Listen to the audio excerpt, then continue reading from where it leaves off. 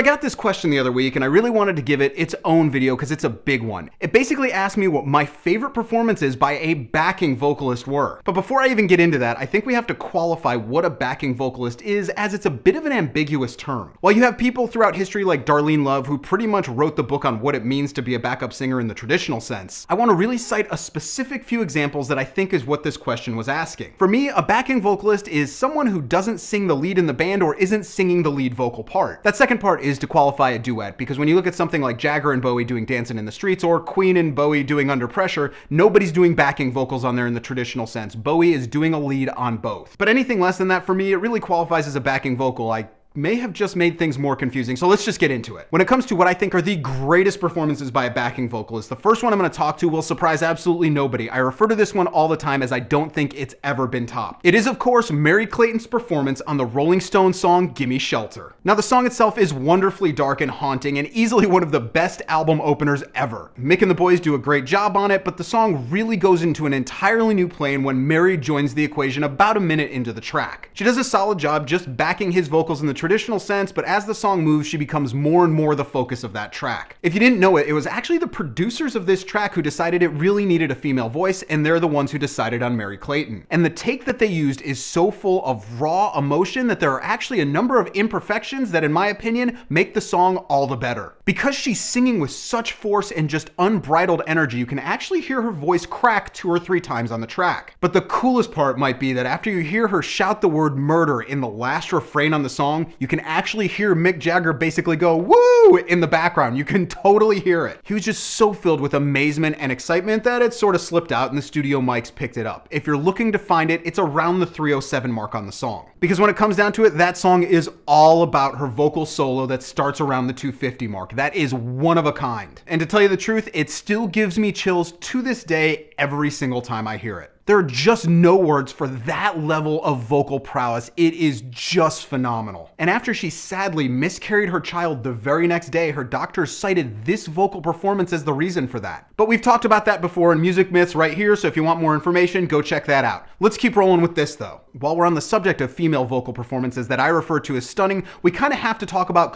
Tori and her work on Pink Floyd's Great Gig in the Sky. When it comes to the idea of unhindered emotional vocal work, this one's kind of second to none. Sitting pretty much dead center in their iconic Dark Side of the Moon album, for years people claim that this was some angel or a vocalist who showed up, did the track, and they never saw her again. It's one of the great Pink Floyd myths that is just that. Total myth. Now, it didn't help those myths that on a lot of the first editions, she actually wasn't credited for this vocal, or she was miscredited. It was a really strange situation. Regardless, this is one of the very few vocal moments in all of music history that I don't mind people using that terrible word, epic, because it pretty much is. The pain and the soul in this nearly 4-minute long vocal exercise is beyond comprehension. And for me, the only thing wrong with it is that it could be a little bit higher in the mix. I want to hear more of it. I have no idea what could have caused this emotional outpouring, but I have to think it was something along the same lines of what got Eddie Hazel to do his guitar solo on Maggot Brain. Whenever I hear people go on about these new pop divas who do vocal runs for really no reason whatsoever, I point right to this song. This is how it's supposed to be done. It's not about hitting every single note possible. It's about giving into that emotion and just letting it lead you musically. The last track I want to push you to is one a lot of people probably have never even heard of. It's a backing vocal done by a young man named Bruce Springsteen. You might have heard of him once or twice. And the song in question is actually the title track to Lou Reed's extraordinary 1978 album, Street Hassle. Clocking in at just under 11 minutes, this is really one of Lou Reed's crowning achievements as it really touches on pretty much everything he ever did musically. The strings at the top, the way the vocals work, that desolate feel, it's all there. I love this track. And around the 9-minute mark, the boss appears to deliver this detached, kind of disinterested spoken word piece. He mumbles through it, but it works perfectly in this situation, and if you listen closely, you'll hear a direct reference to Springsteen's track, Born to Run. He's there and gone in a flash, and he was completely uncredited in the liner notes, so there's a ton of reasons why a lot of people don't even know this one exists. But really, this track is about as cool as you get. It's essential listening, so now you've got some homework to do. The reality is, every once in a while, the stars align and you get an amazingly cool backing performance like Trent Reznor with Tori Amos or John Lennon backing Bowie on Fame. The list really goes on. And for those who know them, they absolutely remain favorite moments in music. I've obviously only listed a few here. They're my personal favorites, my go-tos, if you will. So go down in the comments, tell me what your favorite backing vocalist performances are, and I'll see you guys next time.